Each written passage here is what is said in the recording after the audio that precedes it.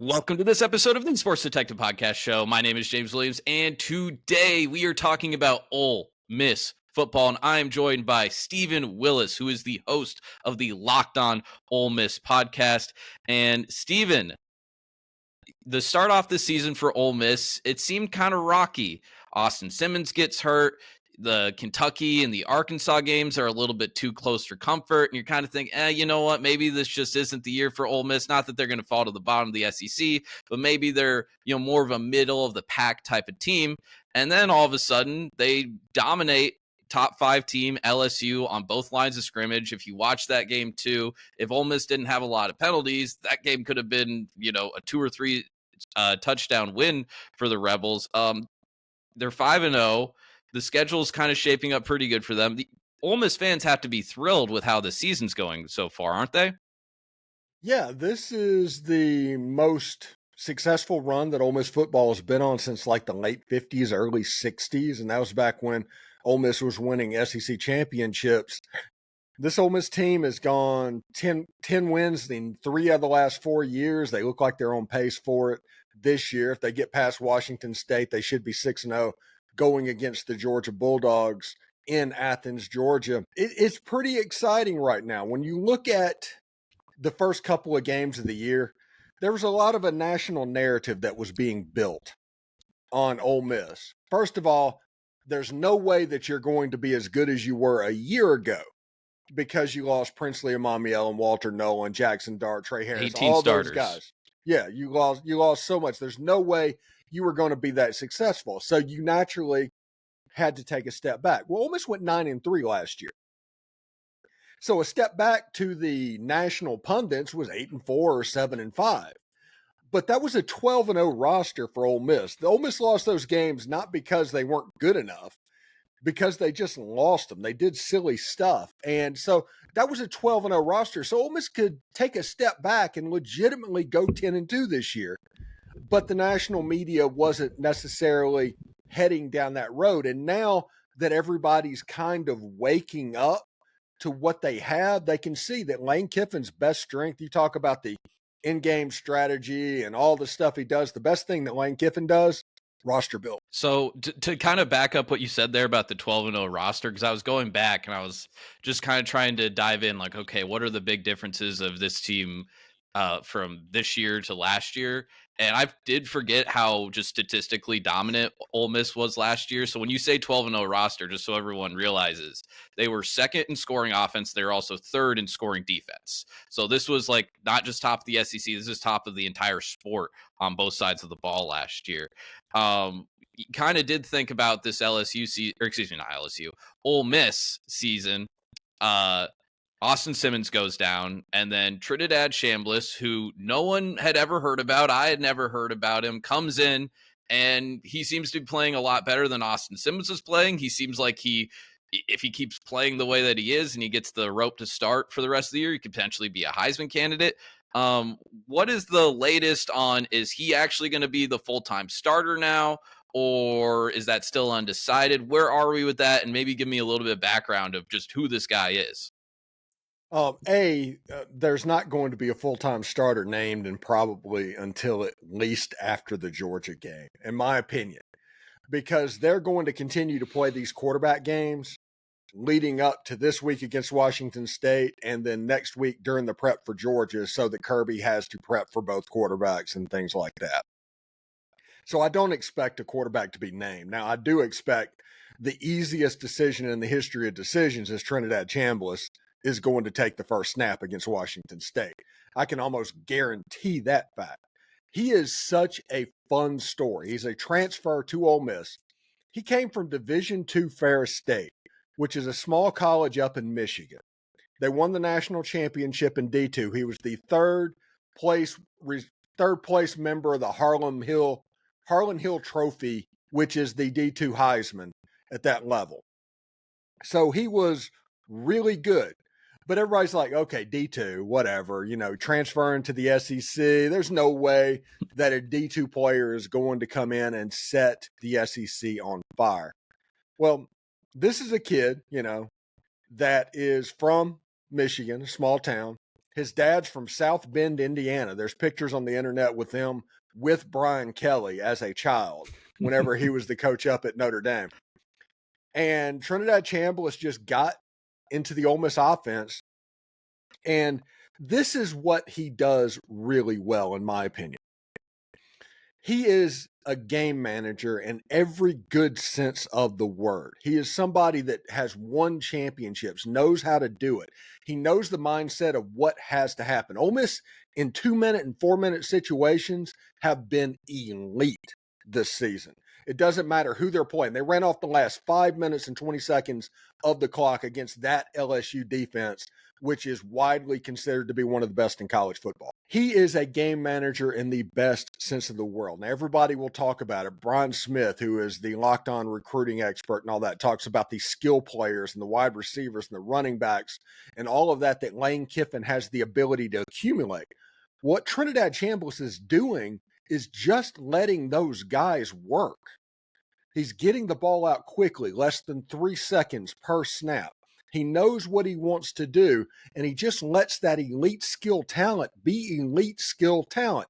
We all like Austin Simmons. We all like Jackson Dart. But the one thing that Ole Miss gotten in trouble with last year is Trey Harris is so good, there'd be some games where Trey Harris would have 14 catches, and the next highest would be this 2 catches or something like that.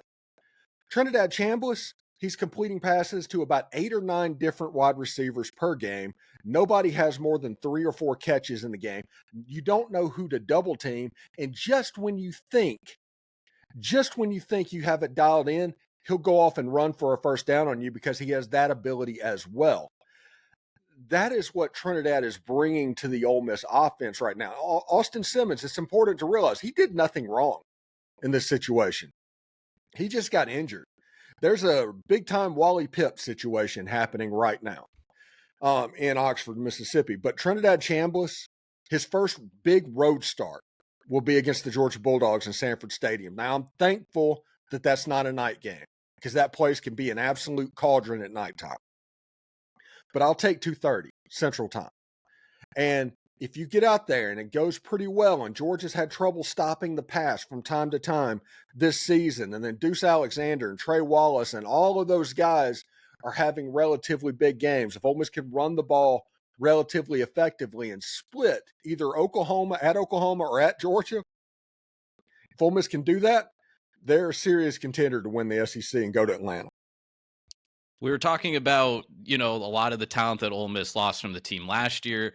A lot of the new guys that are on the team this year, Trinidad Chambliss spreading it around to a bunch of different receivers. There's multiple different running backs that are producing for this offense. And I was just going through, just some of these guys on this team. And I was like, okay, are these guys transfers? Are these guys guys that were super productive at other schools? Were these guys that were talented recruits at other schools? A lot of these transfers that you guys have at the wide receiver position. And I was just going through it and I'm like, okay, it's not like these guys were like, the most coveted transfer portal talents. I'm sure somebody would have liked to get them on their team. But I just think it's so amazing that Ole Miss had all this NFL talent on this team last year. They've had guys leaving the transfer portal that are really talented, like Quinshon Judkins last year. And Lane Kiffin is able to just bring in new guys, plug them in, and have them be just as productive, if not more productive. Is Lane Kiffin not brought up in the best offensive coach in the country? Like, when you think about those guys, it's like the Lincoln Rileys, it's the Steve Sarkisians. But to me, Lane Kiffin needs to be brought up in that conversation a lot more. Don't you think so? Oh, absolutely. I think Ole Miss is number one nationally since 2000 or 2021 or something like that in offense that have averaged the number of yards per game. Lane Kiffin's roster building is absolutely elite. I talked about that a little bit earlier. And one thing that Lane Kiffin realized, he was like, okay, we do this transfer portal thing and we do it just about better than everybody else. So this is our opportunity to continue to take the next step. But how do we do that? With rev share coming in, the prices are going to be jacked up for the extremely high-end guys, the Eric Stingletons and all of those. They're going to be swimming in very deep waters now. So this is what Lane Kiffin did this year. He went and got Deshaun Stribling, who was nearly 1,000-yard wide receiver at Oklahoma State a year ago on a quarterback challenged offense. This is what you're going to constantly see in this thing. They found good wide receivers that was not being as good as they could be because the quarterback play wasn't good. Trey Wallace from Penn State. We all know about Drew Aller and all of that stuff. You go in and get him as well. You have Caden Lee coming back. He's a high school recruit. And Deuce Alexander, who is kind of the surprise transfer portal player that Ole Miss brought in. He's a wide receiver that transferred from Wake Forest. He's an athletic guy. Ole Miss lines him up all over the field. Ole Miss was just throwing jump balls, picking on LSU's cornerbacks at the LSU Ole Miss game, and a lot of that was Deuce Alexander. He is somebody that's like, okay, you don't really think about Wake Forest that much, and you have bad quarterback play at Penn State, and you have a disastrous quarterback play at Oklahoma State. Ole Miss just got their best 3 wide receivers from those schools and brought them on down and just set them up. There's not a Trey Harris on this Ole Miss roster, but there are 3 different players that are right below what Trey Harris was. And because of that, they're a harder offense to defend and probably a better passer offense, right? So I'm still a little worried about the defense because Arkansas obviously was able to, at least score some points on you guys. The Kentucky game was a little bit too close for comfort. Looked very good against LSU, but I think the more we're learning about LSU and how their season is going is that offense is very much underproducing from what we thought it was going to be at the start of the season. And Garrett Nussmeier must also be hurt. That's kind of some of the, word on the street that we're hearing about about LSU. Should we still be concerned at all about this Ole Miss defense, or are they starting to round into form as the season is going on? Well, the one thing you need to realize about this Ole Miss defense is they have a bunch of second-year players that were backups on last year's defensive line. Last year's defensive line, Princely Amanuelan, Walter Nolan, J.J. Pegues, Jared Ivey, all 4 dudes are playing in the NFL right now. But their backups was like Xavier Harris and Cam Franklin and William Eccles and players like that. And Ole Miss went out and got transfers like Deshaun Womack and Prince Will Amanuelan, which is Princely's younger brother. Got him from Nebraska. They started getting into form and started rounding up. William Eccles and Cam Franklin were 5-stars players, basically, that alternated the number 1 player in the state of Mississippi the year they came out. And it's just been slow getting the game speed, but the talent is there. What you're seeing right now is young players kind of round into form on the defensive line. Now, the first couple of games almost had a problem giving up explosive plays against Georgia State, against Kentucky, and against Arkansas in the first half of that game. They gave up explosive after explosive after explosive. Starting the second half of that Arkansas game, a lot of people don't realize Ole Miss only gave up 10 points in the second half of that game. Then they beat the brakes off of Tulane, a pretty good Tulane team, to the point where Jake Retzlaff got pulled from the game for being ineffective. And then against LSU, you saw what happened. What you're seeing is those young players in the front 7 kind of grow. Now, against Georgia, that's going to be an interesting test because I guarantee you those dudes are going to want to run downhill on this Ole Miss defensive line. That's absolutely. This will be the biggest physical test that they have to deal with. And the next week, it'll be the biggest physical test that the offense is going to have to deal with when the Oklahoma defense is there. But those 2 games are going to tell the tale. But to your point, I do think it's just young players, second-year players, and starting just kind of growing up. Your nose guard, William Eccles and Cam Franklin. Cam Franklin has 12 or 13 pressures and no sacks. He just hasn't gotten home yet.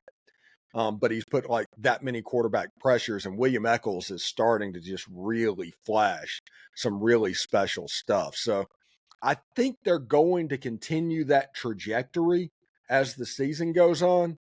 But I think that was the problem they had at the beginning of the year, was the front 7 was just so young and explosives were getting made. You brought up the Tulane game, and that was the game I was looking at it, just previewing it in the week, and I was like, okay, like this could be an upset potential here with Tulane. I wasn't sure how I was feeling about Ole Miss, and then Ole Miss just beat the crap out of Tulane, like you said, and that was a game where the defense really shined. You brought up the schedule and kind of looking forward to the rest of the season. You brought up Georgia multiple times, talking about how important that is kind of a measuring stick for this Ole Miss team headed forward. Is there any other games that you're kind of looking at this schedule and you're going to say, hey, these are incredibly important? Because just the rest of the way for people that don't know, home against Washington State, at Georgia, at Oklahoma. John Mateer probably shouldn't be back for that game, by the way. Home against South Carolina, the Citadel, home against Florida, and then you finish up at Mississippi State the end of the year. If you look at Ole Miss's schedule, obviously the two road games, the Georgia and Oklahoma games, those are the two biggest games left on the schedule. And then it gets weird. South Carolina is going up against a stretch where they're going to be coming off of playing 3 top 10 teams in a row before they get to Oxford, including Alabama and Missouri or something. Not Missouri, Alabama, LSU, and somebody else. They play them all. Everybody that's basically ranked in the top 11, South Carolina has to play. Florida is the revenge tour game. Lane Kiffin is 2-0 in the revenge tour over 2024. So I think that will look pretty good in Oxford as well. And then you have the Egg Bowl, which every Ole Miss fan is dreading, being 9-2 with a chance to go to the college football playoff and having to go to Starkville. Every Ole Miss fan you talk about is like, what if we're 9-2? And it's like, well, the odds are if you just do chalk, that's probably what they're going to be. But yeah, luckily though, I think Mississippi State is about to go on a little bit of a downslide, a little bit downturn, a little bit. They're just getting beat up, and they're just not quite there. But I do like Jeff Levy's offense and what they have going on down there. But if you just look at chalk, Ole Miss is 10-2 and in the playoff right now. And if Ole Miss splits either Georgia or Oklahoma and gets one of those two games, Atlanta becomes a real possibility. And every goal that you can possibly have as a football program, Ole Miss has in front of it right now, and that's pretty cool. We covered this a lot of times on other times that you've been on here. A lot of weird things happen in the Egg Bowl. There's just some sort of weird energy in the air every single year. We have the piss and the miss. We have the immaculate deflection. There's just a lot of very strange things that happen. So it's very rational for an Ole Miss fan to be thinking, oh no, if we're 9-2 headed into that game, that maybe some witchcraft could happen. There's some other kind of witch casting though, that this will be the last question I ask you, and then we'll head out of here, that college football fans, and I think more specifically Florida fans, have been talking about basically for the last 3 years, ever since Billy Napier has gotten on the hot seat. And that is the possibility of Lane Kiffin leaving Ole Miss, going to Florida. I don't know why people are saying this. I think they think that he looks good in the orange and the blue, the Florida orange and blue. I know you're probably very upset that I even brought this up. Do you want to just go ahead and crush all the Florida fans' dreams that think Lane Kiffin might be leaving Oxford to go to Gainesville? He's not going to Florida. He's just not. And this is the reason why, honestly. I'll even back this up a little bit. Lane Kiffin makes $10 million a year at Ole Miss. You know the number of programs that can pay a significant raise over $10 million a year? There's not many of them. In fact, there's only probably one program that Lane Kiffin would leave Ole Miss for, and that's down in Tuscaloosa, Alabama. He is literally the king of Oxford. He can fly off and go fishing in the middle of spring practice. He can do whatever he wants to do. He's not going to have that ability at Florida or anywhere else. So it's one of those situations where you're getting really paid. You're really successful, number 4 in the country at the moment in what was supposed to be a rebuilding year. And you can do whatever you want, not to mention the fact that his daughter's in school at Ole Miss and his son moved from California to Oxford, Mississippi, and is playing high school football down there and starting to pick up steam there. Lane Kiffin's not going anywhere. The only place that he would potentially leave for is Alabama. And if you look at what Alabama's doing right now, they're not going to be searching for a while. Yeah, I also think, too, the old world of college football is, you can't win a national title at Ole Miss. You have to go to a place like Florida to win a national title. I just think in the new world, what does Florida have that Ole Miss doesn't have? I don't understand that, people that are still talking about it. Unrealistic expectations is what Florida has that Ole Miss doesn't have at the moment. Yeah, every coach that gets hired, if your name's not Urban Meyer or Steve Spurrier, has gone there and been fired in 3 years. So don't think that everybody's not aware of that. Nebraska, we talked about them Hmm. earlier off air. They've fallen into this trap. They think they're automatically entitled to win football games, so they just start changing coaches every 3-year period. Tennessee did this for a while. Heck, Ole Miss did it for 60 years. You get into the cycle that you think you're entitled to win, and all it does is just churn and churn and churn. And next thing you know, you're 55 years old, get ready on death's door, and you're trying to figure out when Florida was good back 30 years ago. That's the world that we're living in right now. Now, I live in Winter Haven, Florida. I have seen the talent that is absolutely everywhere in Florida. But here's the thing. That talent leaves. They don't stay in state. They don't have the ties of, oh, this is a really good Mississippi prospect. Let's look at Ole Miss or State. Ole Miss signed a player out of Lakeland, Florida. That's 15 minutes from my back door, the other day, and it was pretty easy to get him. Ole Miss signs Florida players, whoever really they want. Now, there's some Florida and Miami and Florida State players. Yeah, sure. There absolutely will. But this isn't the monopoly that it was back in the 90s and 80s on athletes down here. They kind of go everywhere now. Heck, Derrick Henry, I think, is from Jacksonville. Alabama was built on Florida athletes. So the notion that Lane Kiffin would just go to Florida is ridiculous. Florida could get him, but it's going to cost them $15-16 million a year to do it. And anybody that pays that much money for a head coach, and instead of paying for NIL, it's going to be another 3 and out. Yeah, if they're looking for somebody, I do think they need to go to the route of like a John Summerall at Tulane, or maybe like a hot shot offensive coordinator or something. Yeah, I don't think they would touch Summerall because Summerall's resume is too close to Billy's. Yeah, that So was kind of what I there was has thinking to, too.